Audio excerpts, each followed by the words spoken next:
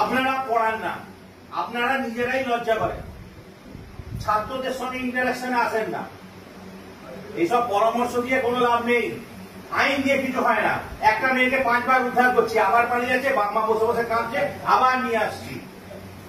বাবা মারা এখানে বলছিলেন না আগের বক্তায় যে আমরা কি করছি, হোমে পাঠাচ্ছি, হোম থেকে বাবা মা হাতে পায়ে ধরে হোমের যে সুপার আছে তার কাছ থেকে নিয়ে আসছে। আমার মেয়ে ধোয়া তুলছি বা তার কোনো দোষ নেই, ওই ছেলেটার দোষ, ওই ছেলেটার দোষ। কিন্তু তার মা, মেয়ের মা আর মেয়ের পাশের বাড়ির বৌদি বিকালবেলায় যখন পাড়ায় বসে রকে আড্ডা মারে না, ওরাও আড্ডা মারে, মেয়েরাও আড্ডা মারে, তখন শুধু সেক্স এবং পরের বাড়ির ছেলেটি নিয়ে আলোচনা করে এবং তার জন্য কচি কচি মেয়েগুলোর মাথাটা নষ্ট হচ্ছে, তারা পালাচ্ছে। কোন ছেলের দোষ থাকে না, 100% বলছি আমি, এত বড় কথা বলছি, অন রেকর্ড, ক্যামেরা হচ্ছে। মেয়েরা ব্ল্যাকমেল করে আমাকে নিয়ে যাও নাহলে আত্মহত্যা করবো, 100টায় 100টা পাই। তো ছেলেগুলো ভয় পায় যে মেয়ে নিয়ে পালালে বাবা 10-15 দিনে জেল থাকবো, আর মরে গেলে তো 3 মাস। কারণ বাবা মা তখন চলে আসবে, আমার মেয়ের কোনো দোষ নেই, আমার মেয়ের ঘর তুলসী পাতা, প্রতিদিন নারায়ণগড় পশ্চিমে পুজো করতে, এই ছেলেটির দোষ। অফ দ্য রেকর্ড বলছি, এটা বাস্তব কথা। আমরা হাঁপিয়ে গেছি, বিশেষ করে পার্টিকুলারলি আমি বলছি, আমি এই ডিস্ট্রিক্টের বিভিন্ন, আজকে 15 বছর চাকরিতে বিভিন্ন থানায় চাকরি করেছি। এই ঘাটাল সাব ডিভিশনের মধ্যে নোংরা সাব ডিভিশন আমি দেখি, এত নোংরা ক্রাইম নেই, কোনো ক্রাইম নেই। আমি বলছি বেসিক্যালি এই জায়গাটা হচ্ছে শান্ত জায়গা, খুব শান্ত জায়গা, একদম পিসফুল। কোনো সামান্য একটু পলিটিক্যাল প্রবলেম আছে, ওগুলো কোনো ব্যাপার না, দুটো ডান্ডা তুলেই সব শেষ। যারা মার্ডার করে, যারা খুনি ডাকাতিয়ার, 1 দিন 2 দিনের মধ্যে ধরা পড়ে যায়। প্রবলেম হচ্ছে এখানে মেয়ে পালানো, বউ পালানো, আর কোনো প্রবলেম নেই ঘাটালে।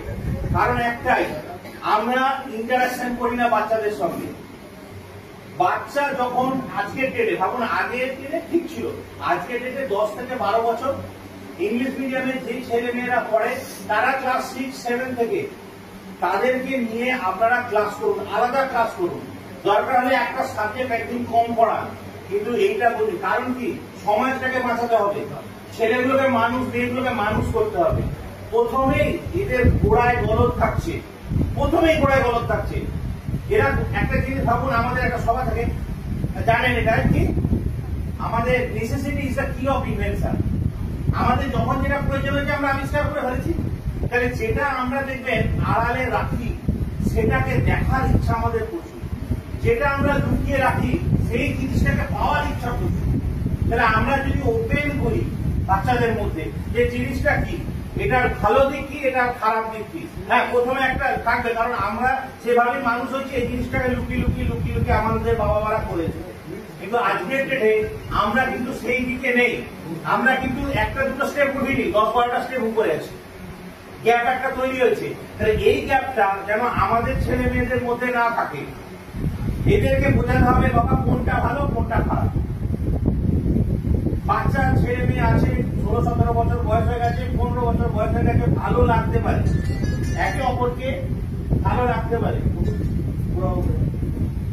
ভালো লাগতেই পারে, লাগুক, ভালো লাগুক, কোনো অসুবিধা নেই, ভালো লাগার মধ্যে কোনো খারাপ আমি দেখি না।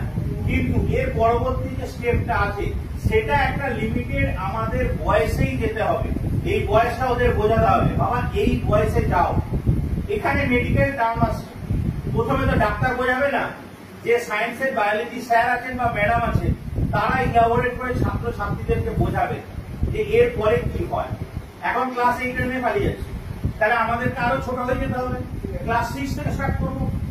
ক্লাস 6 থেকে আমরা একটা পিরিয়ড করবো, যে পিরিয়ডে আমরা এদেরকে বোঝাবো যে কোনটা খারাপ কোনটা ভালো। হ্যাঁ, ছেলেদের সঙ্গে বসে বলতে অসুবিধা আছে, ছেলেদেরকে আলাদা করুন, মেয়েদেরকে আলাদা করুন। প্রথমে ওদেরকে হ্যাবিচুয়েট করুন যে এরকম একটা ক্লাস আছে, এই ক্লাসটা অ্যাটেন্ড করতে হবে, এটা শেখার জিনিস আছে। আমরা সব লুকিয়ে রাখি, আমরা সেই পুরনো ধ্যান ধারণা মানে সব বলবো না। দেখবে বায়োলজি টিচাররা আছে, ম্যাডাম স্যার সবাই কি বলছি, যখন ওই আমাদের এই সমস্ত কথা বলতে আসবে, মানে ওইটা মেগাবাইট গিগাবাইটও স্পিডটা মাপা যাবে না, এত তাড়াতাড়ি। কারণ কি, ইন্টারাকশন করতে চাইছি না। আমাদের ক্ষেত্রেও হয়েছে, আমরা যখন করেছি ওইটা আমরাও পেয়েছি। কিন্তু আজকের ডেটে আমি হয়তো স্যার বা ম্যাডাম হলে না, আমিও করতাম, আমি না বলছি দোষের কিছু নেই, কিন্তু কিন্তু আমি যেহেতু পুলিশ বাই রিপোর্ট, আমরা হচ্ছে সমাজের সেই একটা জন্তু যে জন্তুটা সমাজের নোংরাটা দেখতে পাই। আমি পার্সোনালি নিজেকে বলি যে খাকি পোশাক করি, আমি কিন্তু একটু বেশি বেতনভুক্ত আপনার নর্দমা পরিষ্কার করার জমাদার, আর কিছু না। আমরা পুরো নোংরাটাই দেখি। আমরা এমন একটা জায়গায় বসে আছি না, শুধু সমাজের নোংরাটাই বুঝতে পারি।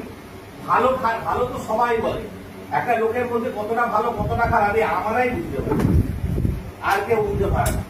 সেই জন্য বলছি যে আপনারা আইনি পরামর্শ আমি দেবো, আইন দিয়ে বলে হ্যাঁ ওই করবি, আর মেয়েকে মালিকেরা বাবা 7 বছরের জেল আছে, পক্সো করে দেবো, 12 বছর ঢুকে যাবি, নানা রকম এক গাদা আইন করবো। পক্সো 4, পক্সো 6, পক্সো 8, পক্সো 12 আমি আপনাদের বলবো উপর দিয়ে যাবে, সব উপর দিয়ে যাবে, লেভেলেও যাবে না, সব উপর দিয়ে যাবে।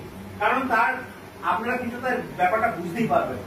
আর দৈনন্দিন জীবনে আপনাদের কোনো কাজে লাগবে না, আমাদের লাগবে, আপনাদের লাগবে না। তাহলে ওই জ্ঞানটা আমাদের কাছে থাকবো না, শুধু সচেতনতা, আর কিছু দরকার নেই। আমার একটা বক্তব্য, আপনারা সবাই মানে আপনারা অভিভাবক হয়ে গেছেন, সবাই আপনাদেরকে খুলে আসতে হবে। প্রথমে খারাপ বলবেই, সমাজে খারাপ বলার লোকই বেশি আছে। তো সেই জন্য বলছি, দেখো সচিন তেন্ডুলকার এত হাইট ছোট, এটা কি খেলবে বাচ্চা ছেলে? ওকে প্রথমে ওই কথাটাই বলেছিল, সবাই বলেছিল নাকটা ফেটে যেতে, সবাই বলেছিল যদি উঠে যাবে, তাই তো? সে বলেছিল কি ম্যাচ খেলেগা। আমচি মুম্বাইয়ের লোক দুটো শব্দ বলেছিল ম্যাচ খেলেগা, নাকটা ফাটা। তার মানে কি সে ওই দিনই সচিন হয়ে গেছে। কিন্তু পিছনে প্রচুর কারণ, যারা বাচ্চা ছেলে, এইটুকু 16 বছর বয়স, হাইটে বাড়েনি, অনেক কথা বলেছে, কিন্তু সে সচিন তেন্ডুলকার আজকে। তো সেই জন্য আপনাদেরকে অনেকে বলে, আপনারা যদি ক্লাস স্টার্ট করেন না, আমি তো এই এলাকাটা জানি, বাবা মা এসে হয়তো কমপ্লেন করবেন এরকম ক্লাস করাবেন না, কিন্তু করাবেন। এটা সার্বিক ভাবে প্রয়োজন আছে, সার্বিক ভাবে।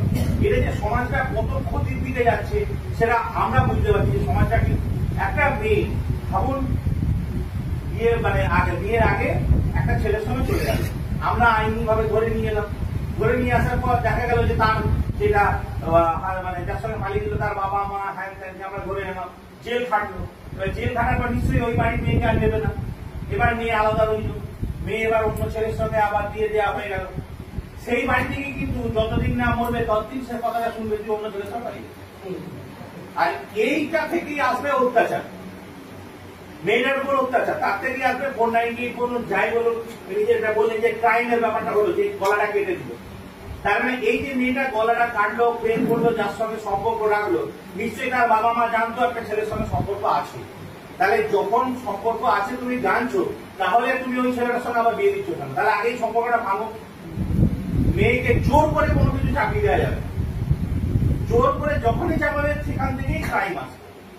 প্রেম করবি না, ওই সঙ্গে কথা বলবি না, ওর সঙ্গে কেন কথা বলবো না, এটাকে পুষ্টিকরণ করবে বাচ্চাকে। বাচ্চাকে কে বোঝাবে ওই ছেলেটার মধ্যে ভালো গুণ কি খারাপ গুণ কি আছে, তাই কি? একটা সহজ দেখি, ভাবুন প্রেম করছি, প্রেম করলে কি হয়? বাপের পয়সায় প্রেম করছি, হোটেলটা তো বাপের, কোনো চিন্তা নেই, আমার পেটের চিন্তা নেই, যার সঙ্গে প্রেম করছি তার পেটের চিন্তা নেই। যেই মুহূর্তে আমরা বিয়েটা করে নিলাম, দুটো পেটের দায়িত্ব নিজের, মিনিমাম 5-10 হাজার বেতন তো পাই 10 হাজার, তাহলে বাকি খরচা কি হবে? তখন প্রেম করতে গিয়ে যে খরচাটা করতাম সেইটা করছি না, তাহলে এই 10 হাজারটাকে 20 হাজার করার জন্য যা খাচ্ছিলাম তার ডবল খাচ্ছি, তাহলে বউকে আবার টাইম দিচ্ছি না। তাহলে বউ ভাবছে কি না আমি অন্য মেয়ের সঙ্গে সম্পর্ক করছি, তাই জন্য বউকে টাইম দিচ্ছি না। বউকে আগে যে খরচাগুলো করতাম এখন করতে পারছি না, কেন না অন্য মেয়ের পিছনে আমি খরচাটা করছি, কিন্তু আমি যে পেটটা চালাচ্ছি সেটা সে বুঝতে পারছে না। তাকে তখন বোঝানো দরকার। ঠিক সেরকম বাচ্চাদেরও আমাদেরকে বোঝাতে হবে, বাবা ওর সঙ্গে যদি তুই বিয়ে করিস, ও খাবে নিজে না তোকে খাওয়াবে? তোকে নিয়ে গেলে ঘরে 4টে পেটের সঙ্গে আরেকটা পেট 5টা, 10 হাজারে তখন 2000 করে যেত, এখন 10 হাজারে প্রায় 1700-1800 করে যেত। তাহলে কি খাবি আর কি মানবি? এটা বোঝাতে তারও তো বুদ্ধি আছে, ভগবান সবাইকে সবকিছু দিয়ে পাঠায়, আমরা ঘষা ভাজা কম করি, তাই তো? তাহলে তাকে একটু ঘষা, সেই জন্য মাথাটা মোটা আছে, আমরা একটু ঘষে দিলাম যে বাবা এটা তাকে ঢুকিয়ে দে মাথাতে, যে এটা হলে ভালো এটা খারাপ। তো জাস্ট এটাই সচেতনতা, যেটা বাস্তব সেটাকে আমাদেরকে ওদের কাছে উপস্থাপন করতে হবে। বাচ্চা